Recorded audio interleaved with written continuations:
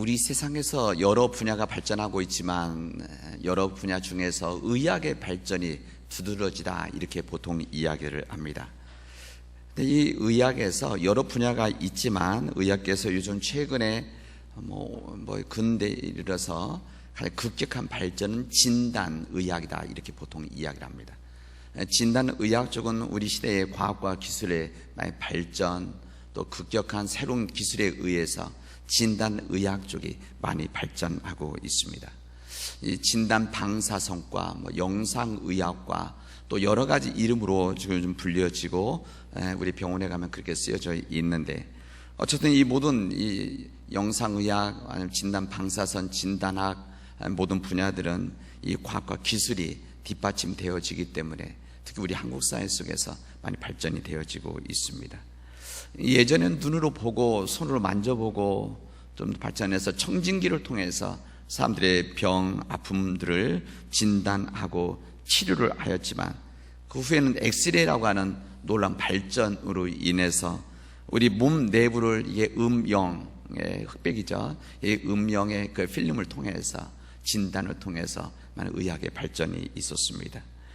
그 후에 요즘은 오래된 이야기지만 벌써 이 초음파 기계라든지 아니면 CT 컴퓨터로 찍는 이런 분야들이 더욱 발전하게 되어져서 우리 내부를 그대로 들여다보고 있는 상황입니다. 그래서 이 진단 쪽 의학은 의사 선생님들이 하는 이야기입니다. 다른 의학 분야보다 훨씬 더 앞서 있고 이 부분이 기여를 하고 있다 이런 이야기입니다. 그 대신 이 진단의학 쪽이 너무 발전되어져서 임상에서, 그러니까 실제 환자를 돌보고 그런 이쪽에서 이것이 아직 그 실험 결과들이 입증되지 못한 일들이 많이 있어서 이것도 부담스러운 일이다 이렇게 이야기를 했습니다. 그러니까 예를 들면 우리 몸 안에 무슨 작은 무슨 돌기라든지 아니면은 무슨 점이라든지 이런 거 있을 때 실제 몰랐기 때문에 전혀 문제가 없었는데, 요즘 이제 그 CT 사진을 찍으면 그대로 나오니까 이 부분을 알게 되어진다는 거예요. 근데 그 대신 그런 몸 안에 이상을 보여지는 것들이 문제 없는 것도 많이 있는데, 이것이 나빠질 것인지 좋아질 것인지를 의사들도 모르기 때문에 이게 좋아질 수도 있고 나빠질 수도 있습니다. 50대 50을 의사 선생님들은 이야기한다. 왜냐하면 그런 결과가 아직 입증이 안 됐기 때문에 이렇게 이야기를 들었습니다. 어쨌든 이 진단 방사선 아니면 영상의학, 이 진단의학 쪽은 정확히 말하면 치료를 하는 것은 아닙니다. 치료를 하는 것이 아니라 치료를 위해서 진단을 하는 것이죠. 아무리 진단의학 쪽에서 예를 들면 엑스레이 필름이라든지 아니면은 이 CT 찍은 이런 영상에서 그 부위를 막 지워낸다고 해서 병이 나아지는 것은 아닙니다. 중요하긴 하지만 치료하는 것은 아니다. 우리가 이 정도는 알면 좋을 것 같습니다. 이 칼막스가 오래전에 이런 이야기를 했습니다. 게으른 철학자들은 단지 세상을 해석하는 일에서 끝난다 이렇게 이야기를 했습니다. 해석하는 것만 한다는 겁니다. 그런 진짜 중요한 문제는 세상을 변화시키는 것이다 이렇게 이야기를 했습니다. 그러니까 이 세계를 바라보는 눈이 단순히 해석에서만 그치는 것이 아니라 이것을 변화시켜 나가는 일이 더 중요한 일이다 이것을 말하는 것이죠. 당연히 이 진단의학이라든지 이 철학에서 분석하는 일들, 이런 사회 현상 분석하는 사회학이라든지 이런 부분들은 중요한 일이지만 실제로는 변화를 주기는 어렵다 이렇게 이야기했습니다. 시작은 되어지는데, 이 칼막스의 영향으로 생겨진 이 공산주의 아니면은 우리 기독교의 여러 가지 부분이 거의 다르지만 이 공통적인 부분이 있다고 한다면 이 세상을 해석하는 차원이 아니라 변화에 더 관심이 있다는 것을 우리는 알고 있습니다. 이제 그런 변화라고 하는 차원에서 우리가 생각한다고 한다면 우리 교회 안에서 복음의 능력으로 가장 변화되기 어려운 사람이 누구인가? 이 부분을 저를 포함을 해서 오래 묵은 그리스도인이다, 오래 교회 생활하고 오랜 신앙 가지고 있는 사람들이라고 할 수가 있습니다. 우리의 영혼들이 부드러워져야 되는데, 우리의 영혼이 부드러워져야만 하나님의 말씀이 우리에게 임했을 때 우리가 그대로 받아들이고 그 말씀대로 살아가는 능력이, 힘이 여기서 나오는데, 때로는 오랜 시간이 지나면 끊임없이 변화하려고 하는 그런 노력을 하지 않으면, 우리 마음들이 더욱더 낮아지고 겸손해지고 우리가 깨어지지 않으면 우리 영혼의 각질이 너무나 두터워서 우리 말씀이 우리 안에 받아들여지지 않는다, 그런 이야기입니다. 우리들이 오늘 세 본문, 우리 교단이 함께 읽고 있는 세 본문 중에서 두 본문만 읽었는데, 이 로마서 말씀에 보면 1장과 2장 중 구분되어져 있습니다. 로마서 1장에 있는 말씀은 이방인들에 대한 죄의 고백입니다. 이방인들이 하나님을 믿지 않기 때문에 범했던 이 죄에 대한 고말이 있다고 한다면, 오늘 우리가 읽은 우리 본문에 들어있는 로마서 2장에 있는 말씀은 하나님의 택한 백성들, 사실 그때는 유대인들입니다. 이 하나님의 택한 백성들, 이스라엘 백성들의 잘못함을 고발하는 내용입니다. 1장의 말씀은 예수 그리스도를 믿지 않는 사람들에 대한, 불신자들에 대한 말씀이라고 한다면, 2장에 있는 말씀은 이미 그리스도를 알고 있는 이 기존 신자들의 범죄를 고발하고 있다, 이렇게 말씀드릴 수가 있습니다. 성령 믿는다고 자처하는 사람들, 내가 교회 생활하고 있고 믿음을 가지고 있다고 하는 사람이 빠질 수 있는 지독한 함정이 있음을 우리에게 알려줍니다.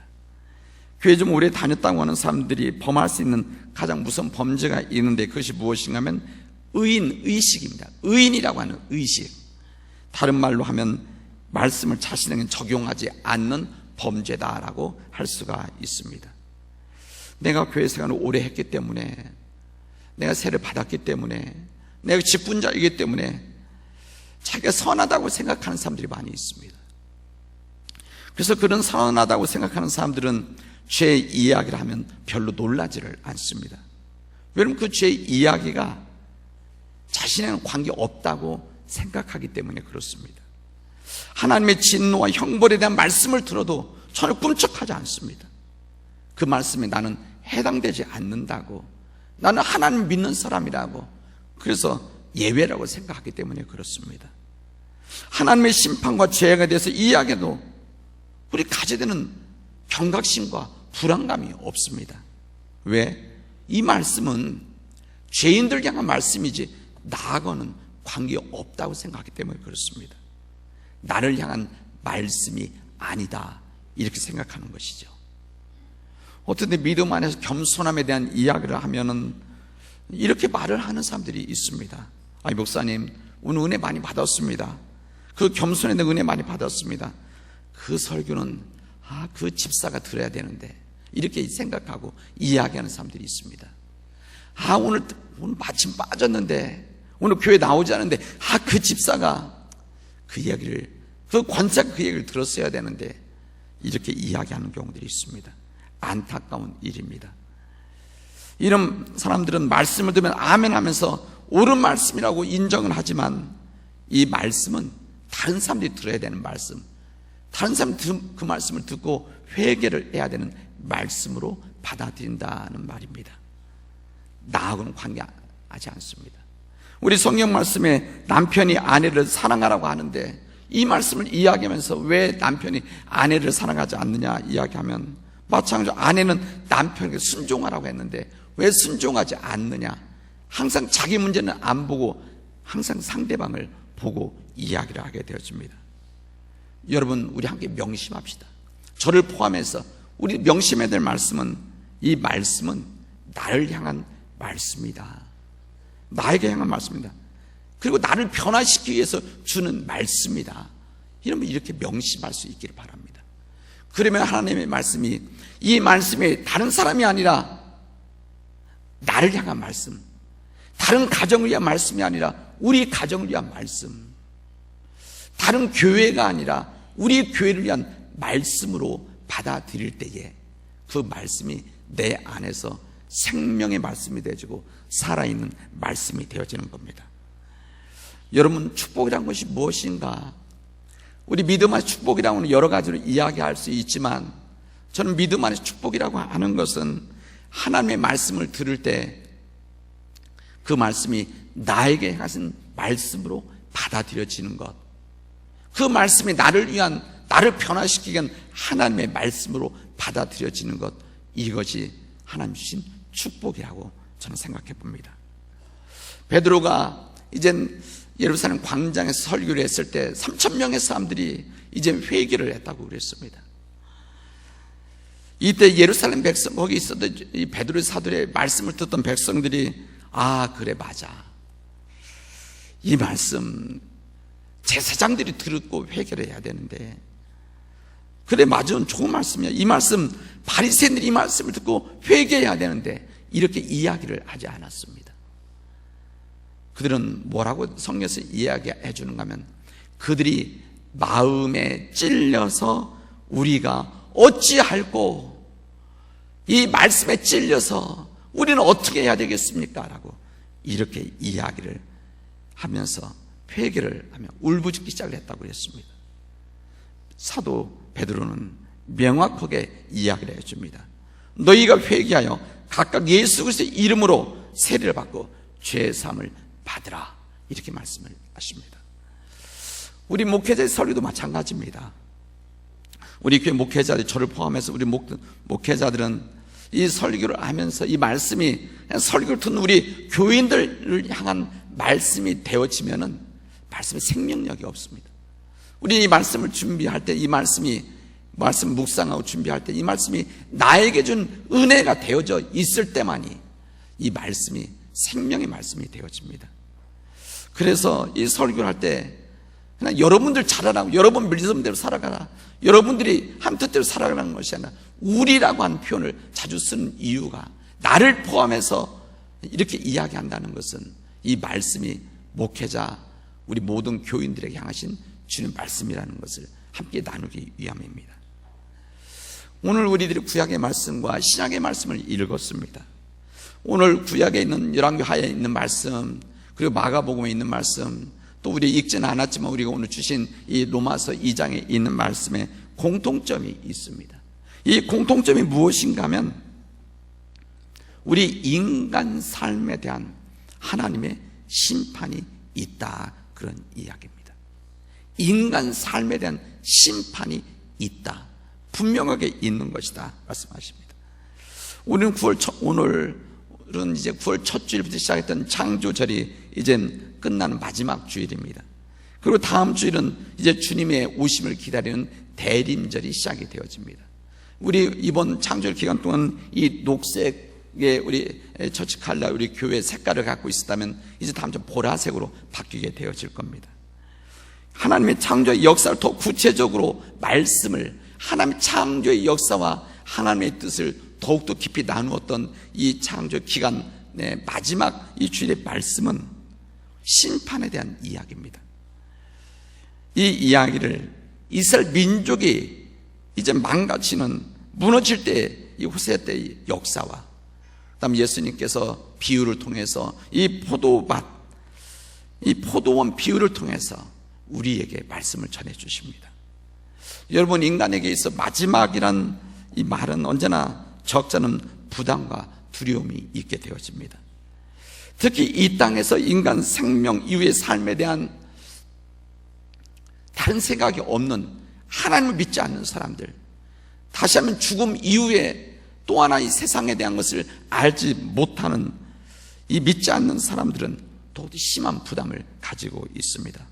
왜냐하면 그들이 한 번도 경험해 보지 않은 세상과 시간이기 때문에 그렇습니다. 그리고 모르기 때문에 그렇습니다. 아무리 세상 사람들의 지식과 지혜를 통해서 알려준다고 하더라도 믿지 않으면 이 부분을 받아들일 수가 없습니다. 그런 경우에 이 사람들, 믿지 않는 사람은 대부분 절망에, 자기 포기의 종말을 맞이하게 되어집니다. 이들은 죽으면 끝이다라고 하는 그런 결론을 가지고 있기 때문에 그렇습니다. 그럼 우리 믿는 자들은 다릅니다. 우리 믿는 자는 마지막이라고 해서 절망하고 자포자기하지는 않습니다. 우리 피조된 우리 인간은 이 지상의 삶으로 끝나는 것이 아니라, 여기서 종료되는 우리 존재가 아니라 우리 또 하나의 삶이 있다고 하는, 시작이 되어진다라고 하는 그 믿음을 가지고 있기 때문에 그렇습니다. 우리가 이 세상 끝난다라고 하는 말도 우리나라 말이 참 굉장히 귀한 말인데, 끝난다, 인생이 끝난다라고 하지만은 끝이 있고 난다는 거 아닙니까?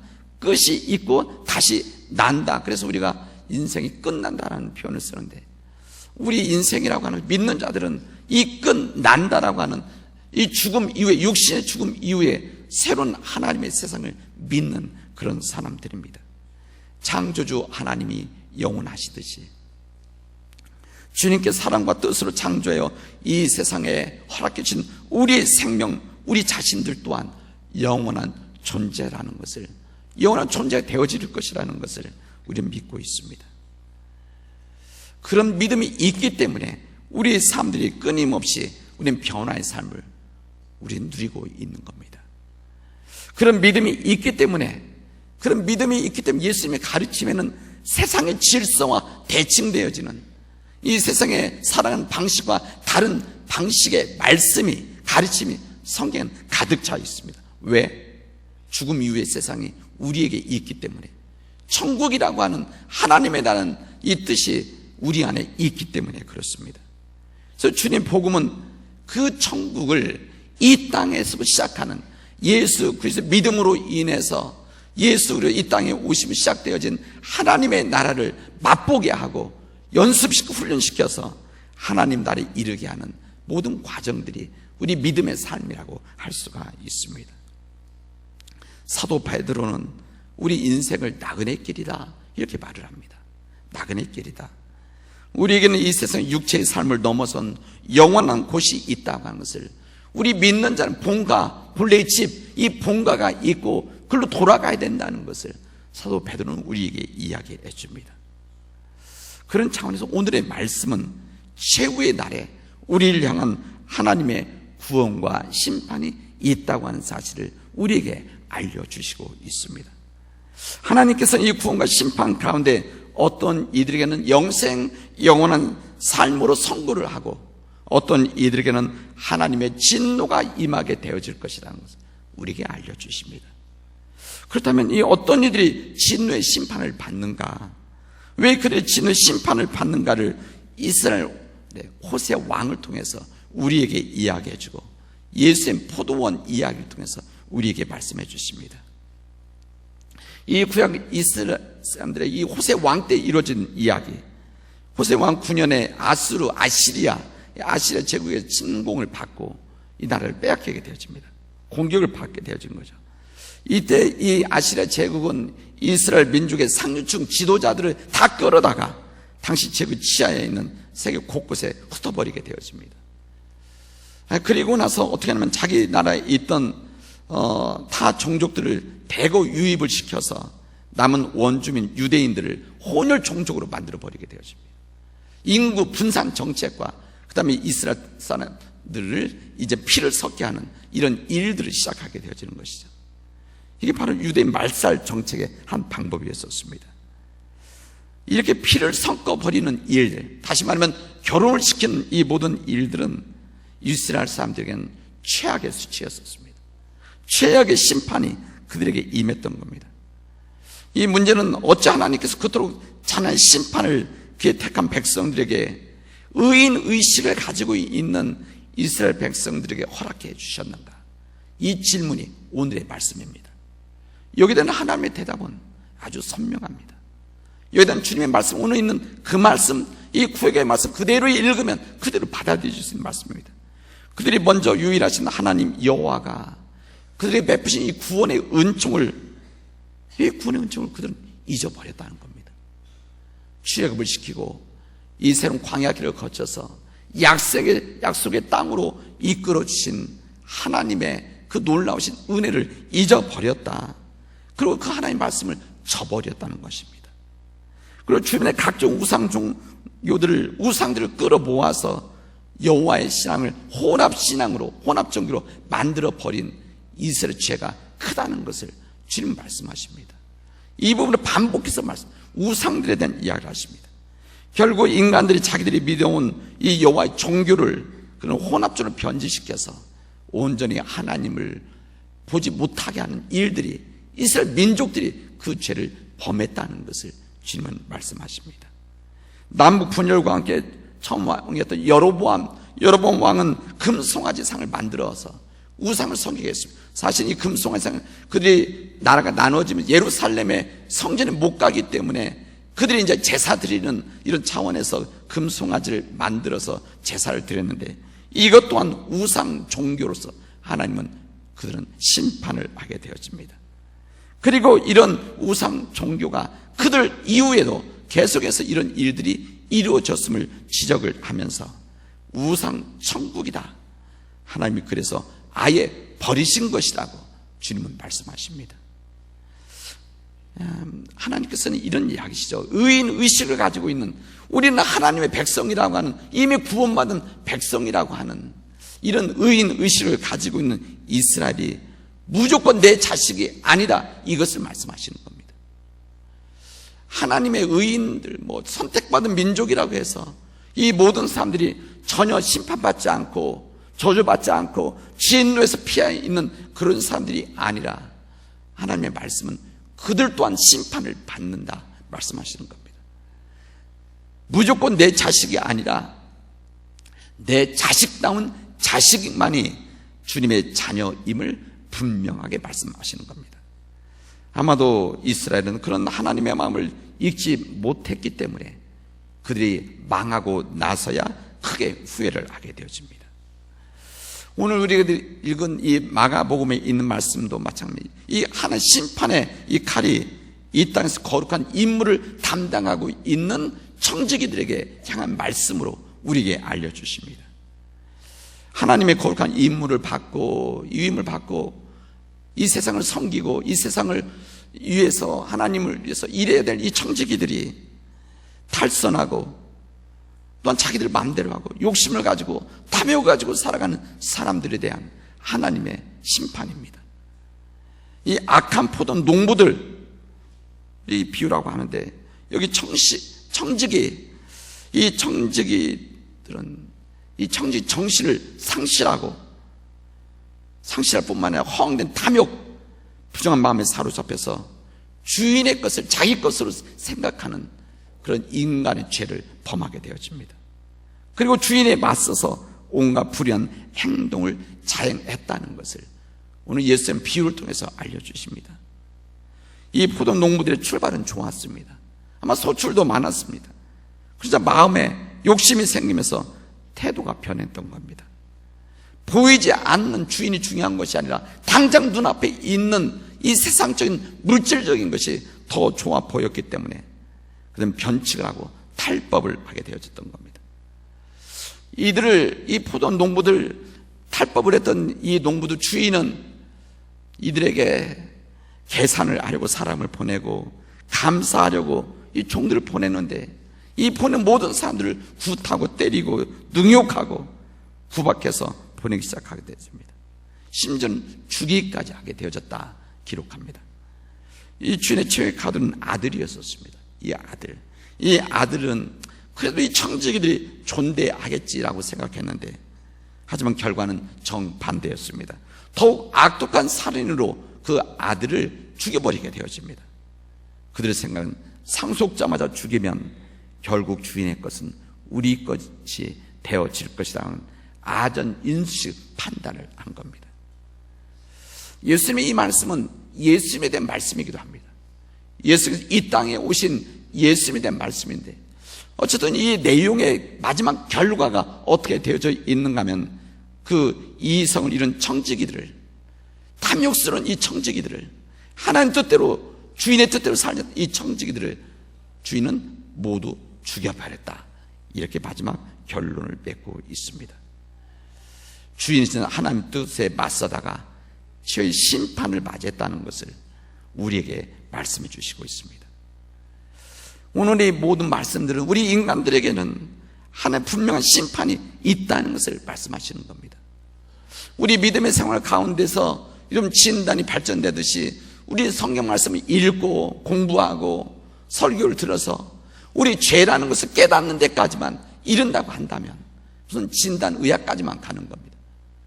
그래야 우리가 이 모든 것을 알았다면, 하나님 뜻대로 살지 않았다는 것을 하나님 말씀대로 살지 않았다는 것을, 주님의 뜻을 거역했다는 것을, 이것을 진정 깨닫다면, 이것을 진단했다고 한다면 회개해서 개를 해야 되는 겁니다. 회개가 깨닫는 데가 이르는 것이라고 한다면 개는 고치는 겁니다. 바꾸는 겁니다. 이것을 거듭납니다. 이렇게 말을 할 수가 있습니다. 주님의 말씀은 변함이 없습니다. 2000년 전에 4000년 전이나 주님의 말씀은 변함이 없습니다. 주님의 심판은 분명히 있는 것이다. 주님의 심판이 있기 때문에 우리에게는 영원한 생명이 있고 하나님의 진노가 임할 수 있다는 것을 우리에게 알려주시고 있습니다.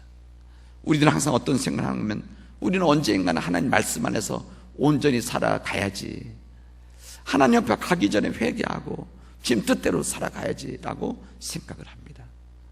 그럼 오늘 우리 예배 끝나고 나가면서 잘 가십시오, 잘 다음 주에 뵙겠습니다, 이 말씀이 우리가 확신 있게 말할 수 있는 말입니까?